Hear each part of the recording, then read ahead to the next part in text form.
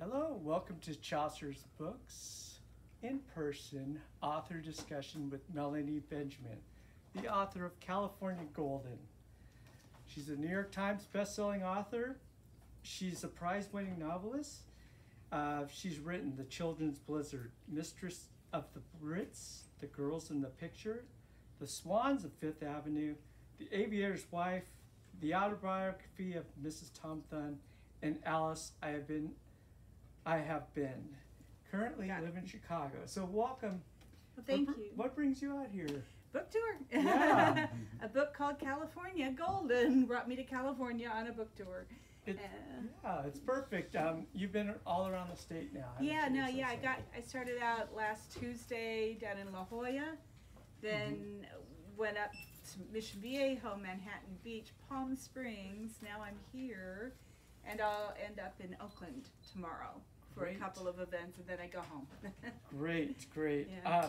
This is a wonderful book, by the way. Thank you. I highly recommend it. The LA Times, don't take my word for it, the LA Times said that California Golden, Benjamin can make a deft collage out of Hollywood, a Vietnam MASH unit, 60s rebellion and 40s despair, and even a glimmer of real hope for a better future. They also added later in the story that California Golden plants its feet firmly on the board and rides a powerful wave of nostalgia. Eyes focus on the opportunities and dangers ahead. It's about the surf culture. In part, it's set in the surf culture, and for sure it is about women in that time, the late 50s, early 60s, when women were not always welcome in a lot of places, but in a male-dominated sport like surfing, they weren't. But it is also ultimately about mothers and daughters, and about sisters, and about generational trauma, and the limitations that women were up against in not just the 60s, but the 50s and the 40s, and what that can do to a person over time. We'll get to that in a little bit, but I wanted to talk to you about the time frames that you picked for the Children's Blizzard with the 1880s, The Girls in the Picture, 1914. Yeah. So you're all over the century. The Aviator's Wife was 20s. Yeah, and then Mistress of the Ritz was World War II. And then the first two were in the 1880s. I am all over the place. It's kind of, I write historical fiction, and I've written what we call biographical historical fiction up to, but not including Mistress of the Ritz, up to and including Mistress of the Ritz. So that was my genre, was that I wrote about famous people, and that's what people still kind of expect me to write about, but I'm kind of over that. But beyond that, you can't, I'm not like one of those writers who's like always writes a World War II book, right? I'm not. I am very much interested in lots of eras of history, lots of cultural moments in this country. And so I did write a World War II book. I think you have to write a token World War II book if you write historical fiction, right? With Mistress of the Ritz. But beyond that, now I would say, I think historical writers, we are drawn to certain eras. I couldn't write a book about the Renaissance or the Tudors. Those are just not eras that interest me personally. Even before I started writing historical fiction, I love to read nonfiction. I love to read histories and biographies, and they tend to be set in a certain time period, which would be basically for me like Revolutionary War up to now, including the 60s, which is now historical fiction.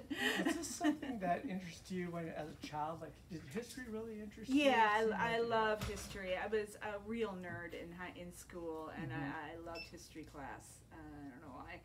And read a lot of like I said, a lot of nonfiction and biographies and histories. I always have all my life, just for fun. Okay. Yeah. What about writing? Did you always want to write? You've been writing for over 20 years now. I know, you keep saying that. You're making me feel really old. But no, I did not. I wanted to be an actress. That was my first love. But it was creative, right? It was performative. I wanted to be in the performing arts, which was something that used my imagination, which is totally something you need as a writer. I was always a huge reader, always. But my first love was theater, and I wanted to go off to New York and study at the American Academy of Dramatic Arts. My parents would not let me, refused to support that. And I ended up dropping out of college, and I did a lot of theater in the Midwest, and then I married and had kids. So I've never studied creative writing, really, beyond maybe one class in college that I took. But I think, and I'm not alone among published novelists. Now, there's certainly those who do the MFA thing and have that track, but I think if you have the talent, which you have to have a talent, it's not something everybody can do, and you've read for a lifetime, and you have a really good grasp of grammar and language and spelling, which are all things I always had done. Okay. And in school, whenever I had to write, like a book report or whatever, it was so easy for me to do. It was my easy A. But if you have the skills, and if you read a million books in your lifetime, you have learned how to construct a novel. So I think that is, for some of us, the only education we need at this, and that's not true for everyone. Okay. But I know quite a few authors like me who started out in a whole different kind of arena and have now become published novelists and quite successful. But I think we all have that same imagination. Yes. That's such an important thing about it. It's And we're all grammar nerds and word nerds. You have to love language, and I do love language. I've always loved language. Interesting. And getting back to your interest in history, how do you pick your genres? How do you pick period of time? Like Adria's Wife was about Lindbergh's wife. I know you're not doing famous people, but I did. You did. You're not doing it anymore. Not right at the moment, no. At the moment. But as far as how do you pick the time frame? Do you pick a time frame, or does something particular interest you? Yeah, it depends. I mean, like when I wrote The Children's Blizzard, which was the book before this, that was a situation where I had made the decision with my editor's support that I wasn't going to write about a real person. That I felt, because I felt that genre, which I feel I was one of the first ones to popularize, was becoming way too crowded, and that there were very few interesting people to write about anymore. And like I had hit a real sweet spot with The Swans and with The Aviator's Wife, where I picked a public figure that people kind of knew about, but then didn't really know about. Yeah. And so, but then when you go for more obscure real people, that is just a much harder sell, for the audience. Yeah. So anyway, I when I switched and decided to not write historic biographical fiction, I was excited about this real event. So The Children's Blizzard was based on a real event that happened in 1888 that I weirdly, nerdily knew about because I'm a history nerd. When it came to this book, it was more about what time frame, what cultural moment felt young and contemporary, but yet still was historical. Because I did feel, as did others at my publisher, that we always have to keep growing our audiences, or else we don't have a career, and that perhaps my audience was maybe aging out a bit, and there were a whole lot of new, younger readers that it would be really great if I could have something that they could also read while still sticking with historical, because that is what I like and what I do best. So I had actually proposed the idea of women in surfing in the late 50s, early 60s when I did Children's Blizzard, and my editor didn't like that. But I have a new editor, and just things, the world changes, we move on. So when I proposed that this time, I think everyone was excited about it. And I had proposed a couple of other things before. It took me about 5 months to get everybody to agree on this. I really was looking for something a little bit more recent that would still be about a different time period and women in a different time period, and the things that women have always struggled against, but that are specific to like the 1950s and 1960s. And then I just thought the surfing lifestyle was just fun. I thought of that, and the Beach Boys and Frankie and Annette and Gidget and all that stuff was a fun kind of sexy kind of era. But my book, as I started researching it, I discovered some of the darker things. You uncovered it for a lot of us who didn't know about. We all thought it was Gidget and everything like that, but there is a darker culture. There's a lot of you're talking about the 60s, and you've got culture on the top, shiny pop culture, and then dark counterculture going on at the same time in parallel, and that is really what I'm working on with this book. So was there like a certain catalytic moment in the actual surf history of women that kind of was the seed for Well, writing? it wasn't a moment, it was a photo. Okay. So I just had a vague idea. Women in early 60s surfing. Well, that's too big for a novel, right? Mm. That's not a novel. That's just, it's a really big canvas. And when you're writing a novel, you have to focus in on a really small part of that canvas to make it personal, to make it compelling. I came across, so I just started looking at women in the early female surfers. And there's quite a few that I had never heard of because I live in the Midwest and it's not my background.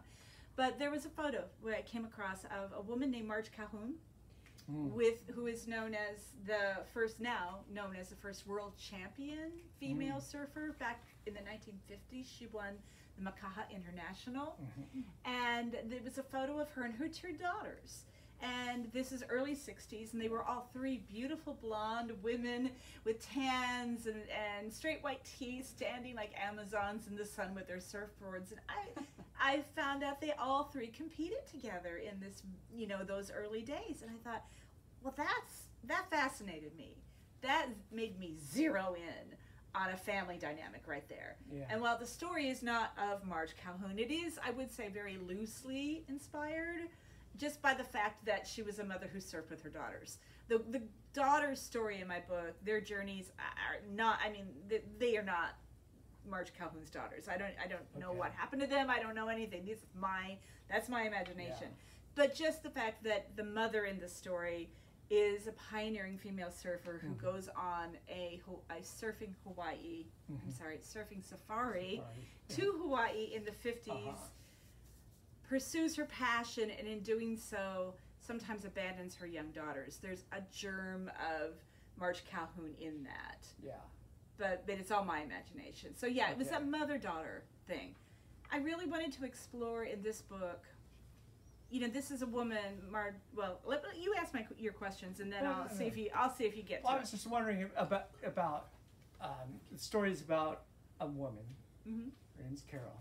Carol Donnelly. And then Carol Donnelly, yeah. who has two daughters, Mindy and Ginger. Yeah. And it all starts with kind of a plan by the eldest daughter, Mindy, to try to get her family together. To keep them together. To keep family together and devises a way to try to stay in California. Yeah.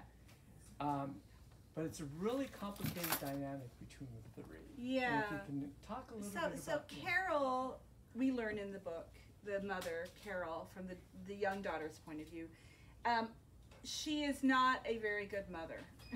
She's a pretty terrible mom and a very not great wife.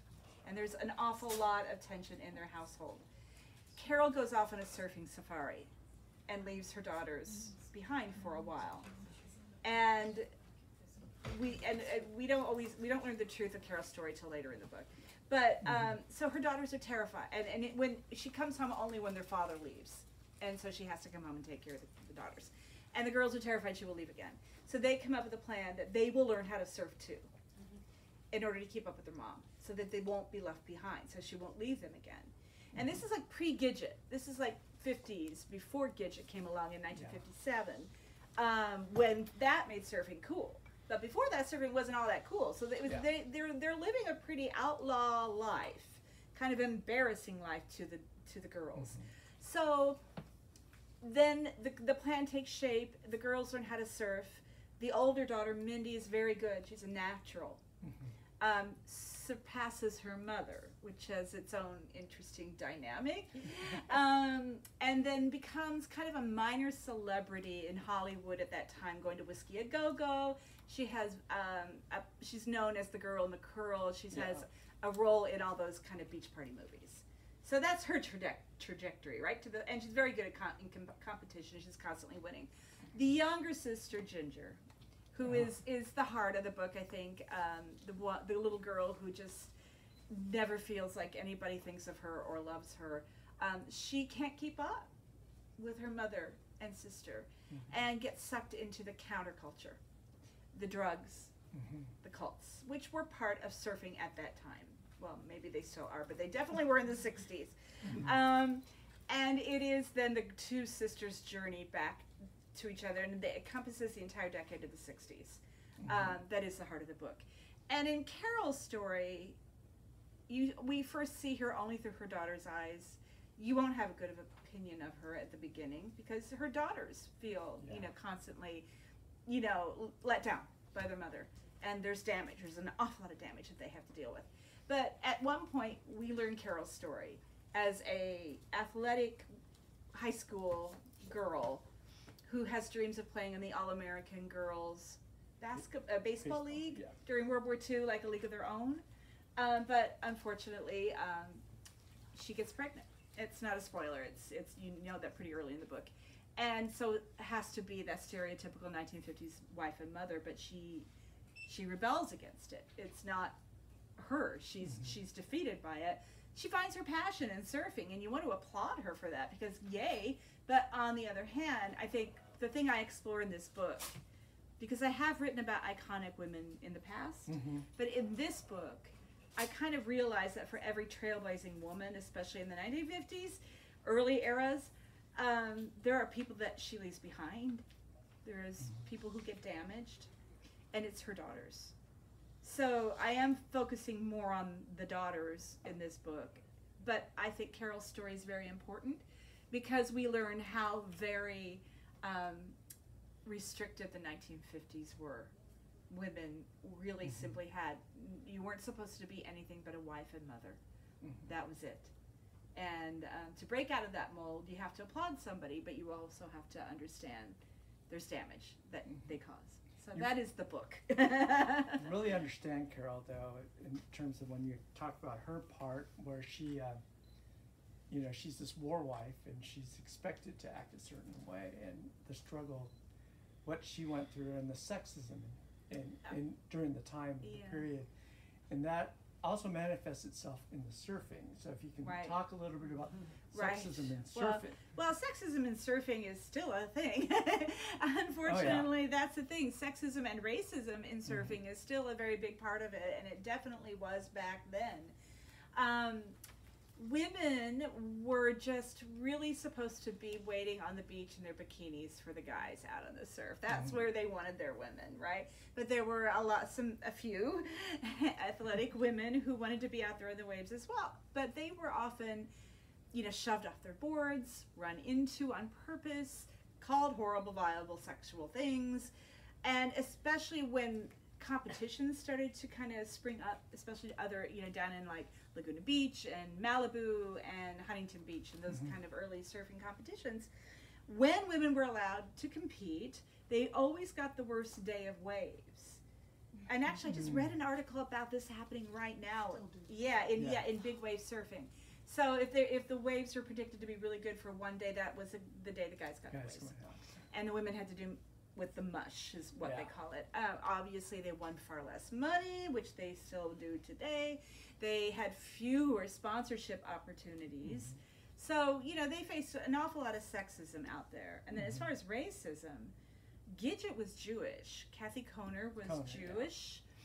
And the thing, we love Gidget, right? That book came out, it was spawned a whole cultural moment, and it became a movie and a TV series, and oh gosh, Gidget was so fun.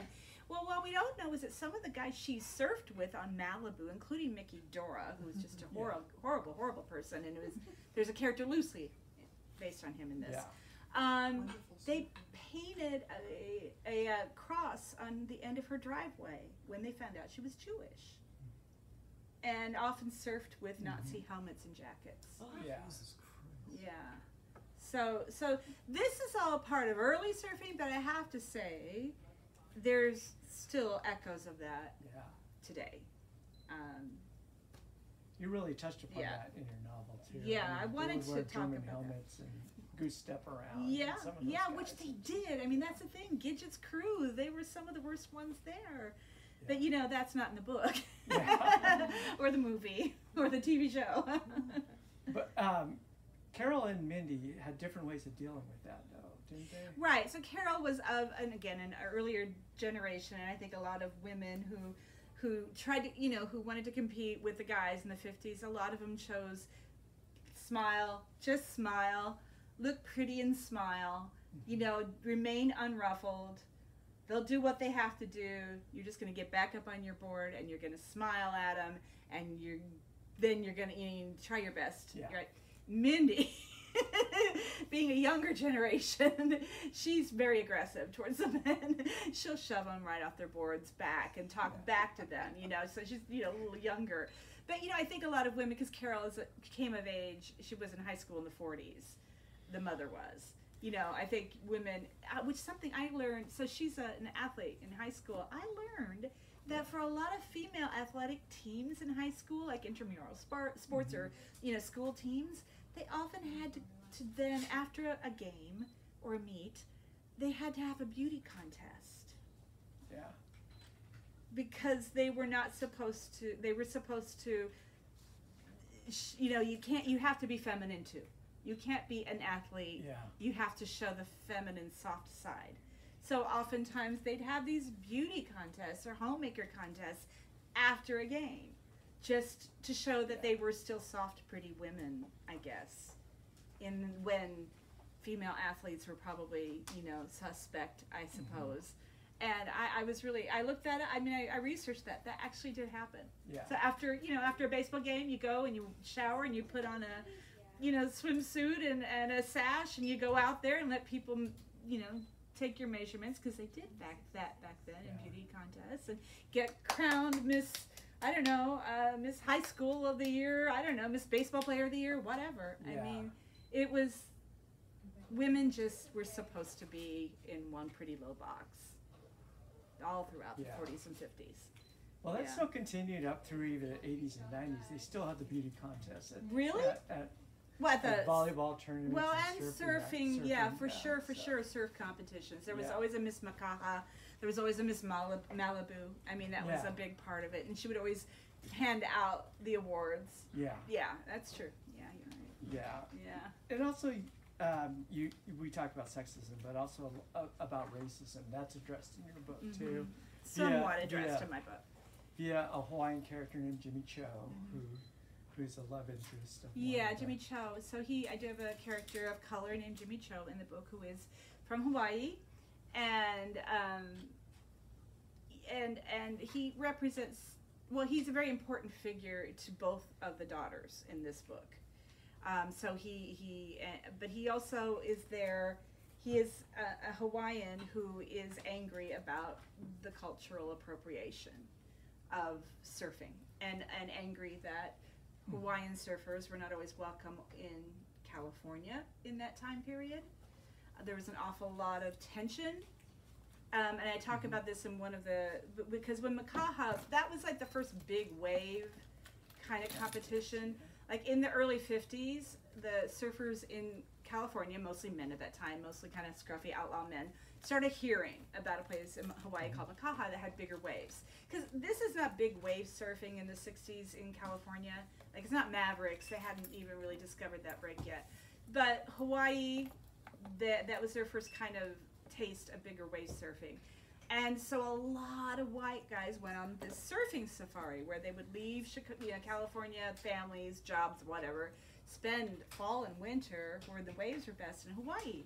And I read, doing some of my research, that there was just always an awful lot of tension between Native Hawaiian surfers and the mainlanders coming over. And maybe not for sure for at the very, very early days before it became like a deluge. But eventually, an awful lot. Well, localism in surfing is still a big thing wherever.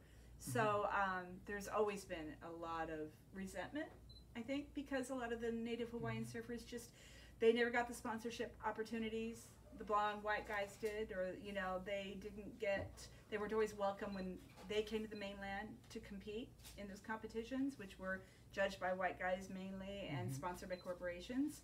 So there's always been this tension. And there's also that tension of Hawaiians invented surfing. That's right. Well, that's what I mean. That's what I mean. Polynesians did. Yeah, obviously did.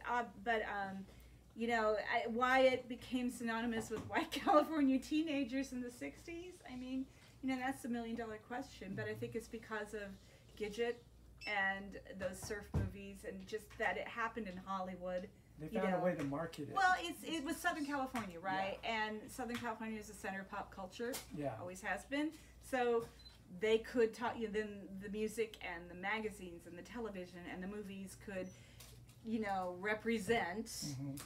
like almost everything did back then in movies and television and Yeah, advertising, clean cut white kids, right? Mhm. Right. And so, Interesting. yeah, I think it's really interesting today. Hawaii is recognized by the Professional Surfing Network as its own sovereign country of surfing. Like they have a Okay. designation.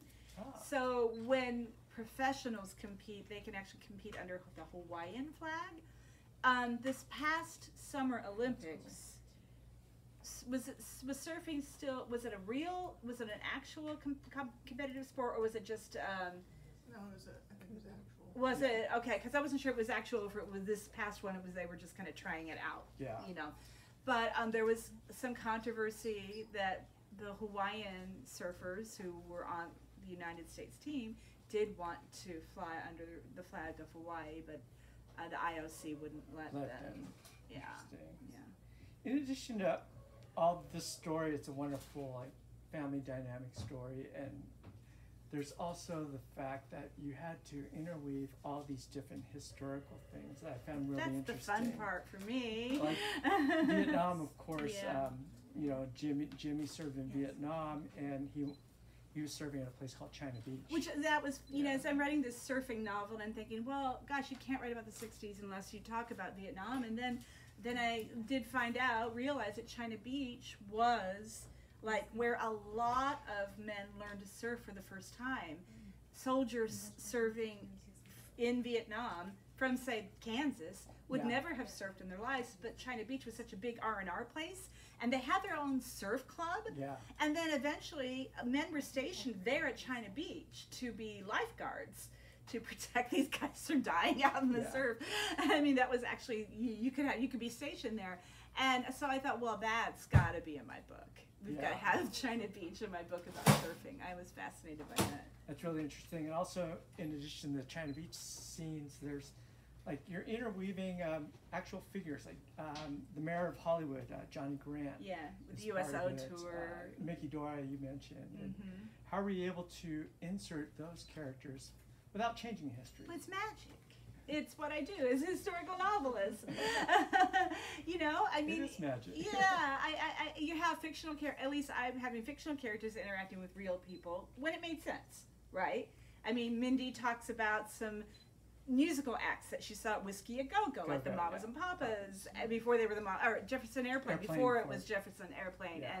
and the Doors and Johnny Rivers, because she sees Cary Grant Yeah. trying to dance the frug, but those things did happen. So if you put a fictional character in this setting, if it makes sense to the story and who this character is, that's where you get to have fun, Yeah. because they get to interact. And like Mindy wants to go on a USO tour with Bob Hope because, of course, but she's not near big enough of a star to do that. Yeah. And that's when I researched it, and I found out that Johnny Grant, who was the honorary mayor of Hollywood, Yeah. always emceed the red carpet at the Academy Awards and did the Christmas Yeah. parade and all that. He did several USO tours, taking, the vast majority of performers in USO tours were not Raquel Welch and Anne Margaret. They were just young women, mostly, folk singers. Yeah. And dancers and musicians just who wanted to do something dangerous, I suppose, Yeah. but also honorable and good. And so I heard this particular USO tour represents not the Bob Hope Christmas special USO tour. It's the nitty-gritty actual kind of Yeah. USO tour. Which is seems to be near the front lines. Absolutely. than- Yeah, I think so. Yeah. So for that's sure. really interesting. Yeah. One more historical note I wanted to talk about, and then we can take some questions. But what I found really interesting was there's a character, Tom Daly, aka the Surf God. Tom Riley. Tom Riley. Sorry, aka the Surf God. He's the Mickey Dora character. Okay, and he was Ginger's boyfriend. Yeah. He ran drugs. Yeah. In Afghanistan, but also hooked up. Can I mention that? Oh yeah. The Brotherhood of Eternal Love cult. Have you heard of that? Real cult. It's a Down real in cult. Laguna Beach. Yes. So they're a big part of my book. Yeah, if you Yeah. tell a little bit about Well, what they are for those who.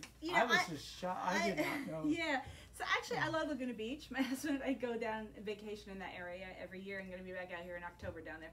And so when I was researching, again, okay, where's the darker side of this? And I thought, okay, maybe it could go Manson family, but I felt that wasn't right. Yeah. It's been done recently in fiction. But then, I had to stick with surfing, right? And that's when I discovered the Brotherhood of Eternal Love. And that they had been located in Laguna Beach. That they were all about LSD. Maui Zowie, right, was their kind of tablet. Yeah. They at one point actually dropped acid tablets out of an airplane over a music festival. John Griggs was the founder of this, and it was about like, he was like a kind of a bad dude, a surfer dude. They were all surfers, the guys who started it. Yeah. But he then started taking LSD like a lot of people did in the 60s, including Cary Grant.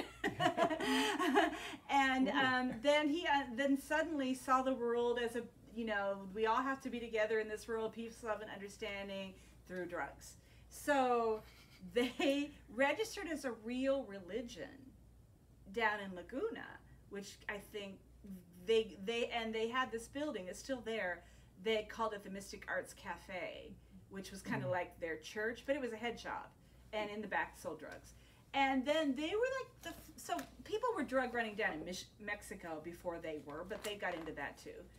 But they were one of the first ones to figure out they could go to Afghanistan. So they would go to Afghanistan. They would send some of their members to Afghanistan to buy a German VW bus, drive it to Afghanistan. They take out panels, buy up hash, the likes of no one had around here for sure, and stuff the panels full of the drugs and ship them back to California.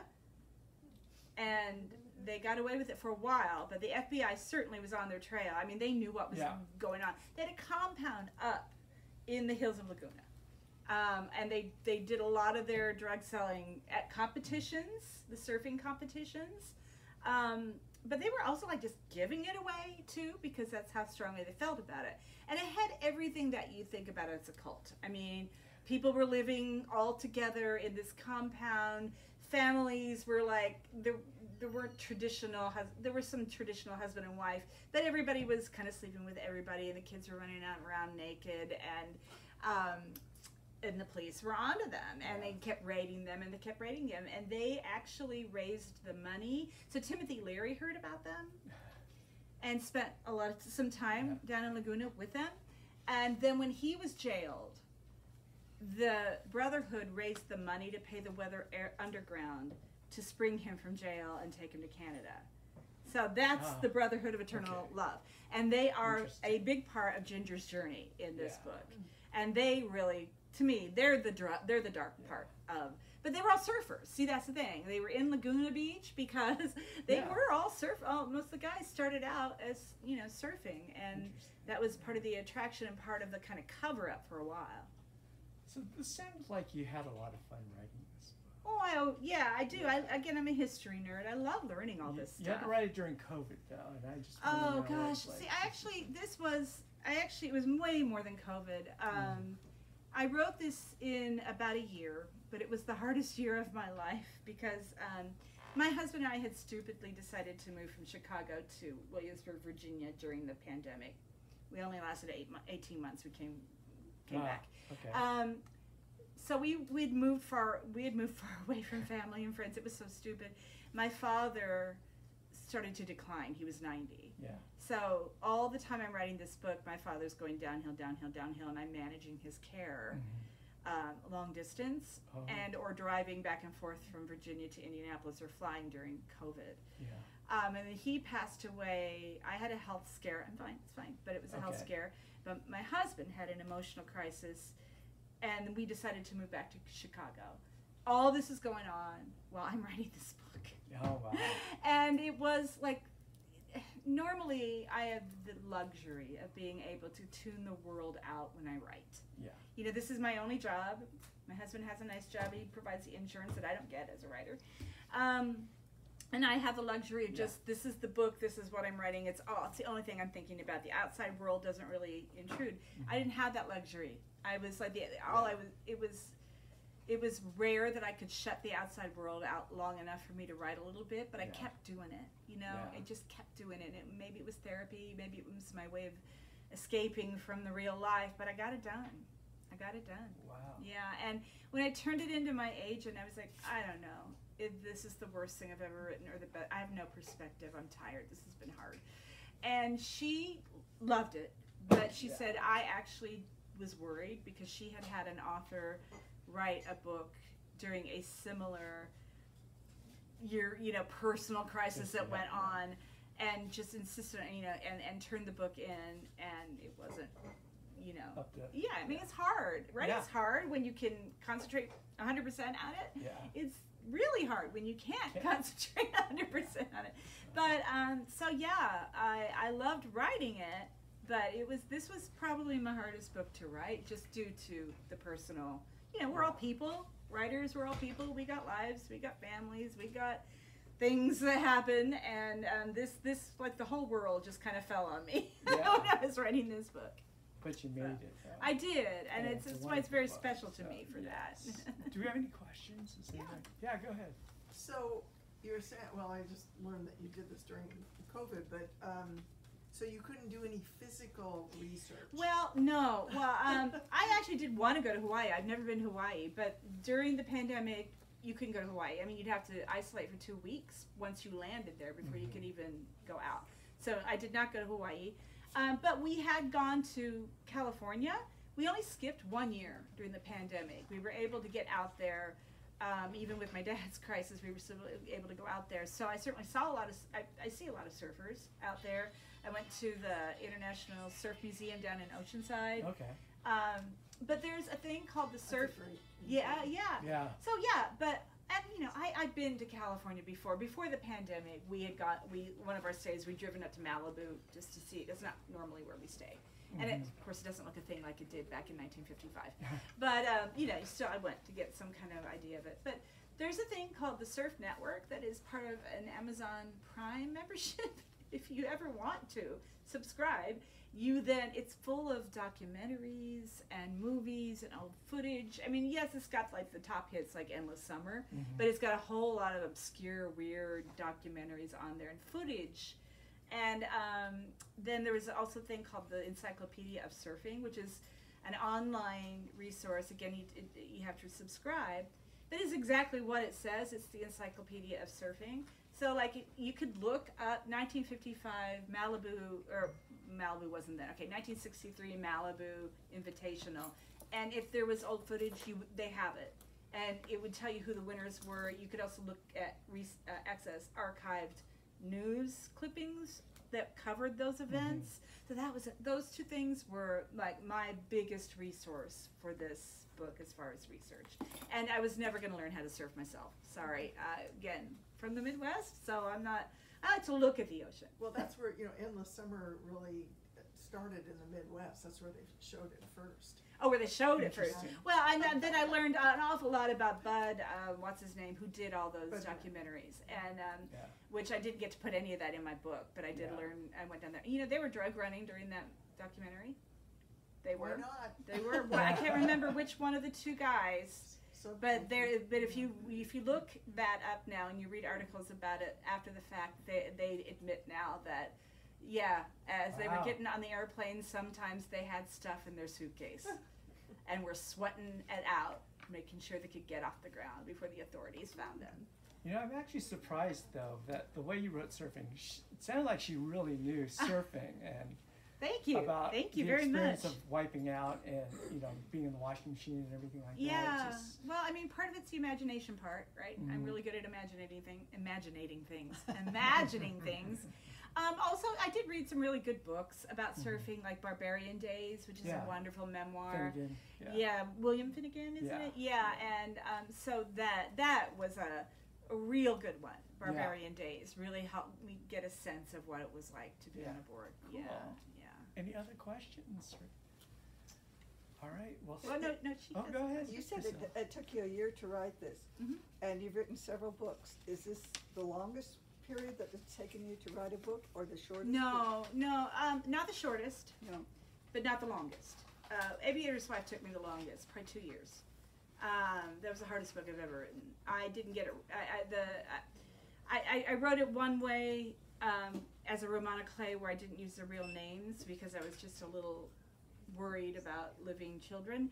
And then when it was done, I had written the whole book. My very, very wise editor said, "Okay, great. I'm glad you got that out of your system. Now you have to rewrite it using the real names because we can't sell it.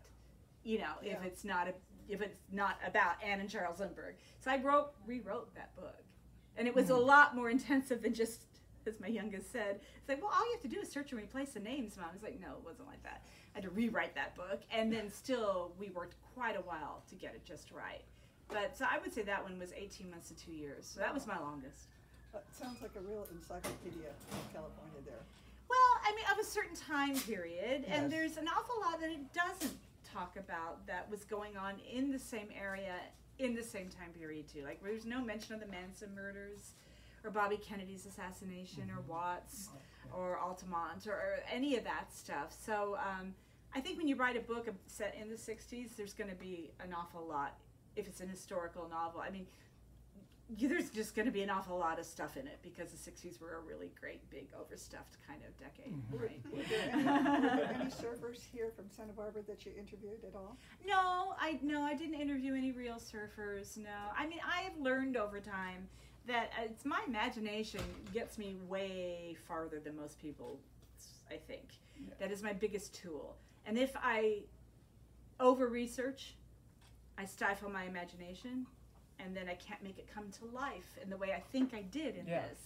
But it's my imagination based on watching people surf and reading some books, but it's still mainly my imagination of what it would be like to be on wiping out on a surfboard in Hawaii before there were the rings and leashes and things like that. No wetsuits. They didn't have those back then. How cold it would be waiting out there. Yeah. Chasing your board down. Yeah, think about that. Chasing your board down. Yeah. I mean, boards broke all the time. Or they lost them, or they broke up on the rocks because... balsa wood. Yeah, well, the early ones. Yeah, As an author, how do you stay motivated and tackle the task of writing an entire novel? It's tough sometimes. Really tough. Sometimes it's easy. Sometimes it's tough, and every book's different. Even as tough as publishing can be, because the business is the part that can break your heart. At the end of the day, there's nothing else I'd rather do than write a book. And it's the only thing I can do. I don't have any other marketable skills. So you have to kind of focus on the writing. You have to love writing. You have to love it. You have to love sitting down and writing 2,000 words every freaking day. Like my kids once asked me what it was like to be a writer, and I said, remember when you were in school and you had to write a book report or an essay? I do that every day. And if you don't like writing, then this is not for you. You have to love that part because it's not always easy. So I love it. I love that. I love telling stories. I never run out of stories. I always have things going on in my head for future stories. I just love it. It's like anyone with a calling. I just love it. But the business part's hard. I'll just tell you that. Well, we are so glad you love it. Yes, thank you. I really love this book. Thank you so much. Melanie, thank you for joining us. Thank you guys. Thanks. Can I get just Oh. Yeah. No, I want to get this in back. Stay right where you were and go right over there. Okay. There you go. I want Oh, to you Chaucer. get Chaucer's Yes. in the back. Yeah. Oh, Can you slip it. get it? This way, Right, look. Oh. There, she wants to right get there. Chaucer's. Oh, in the back. okay. Let me Not too far. Let me get out. No, the- you- No,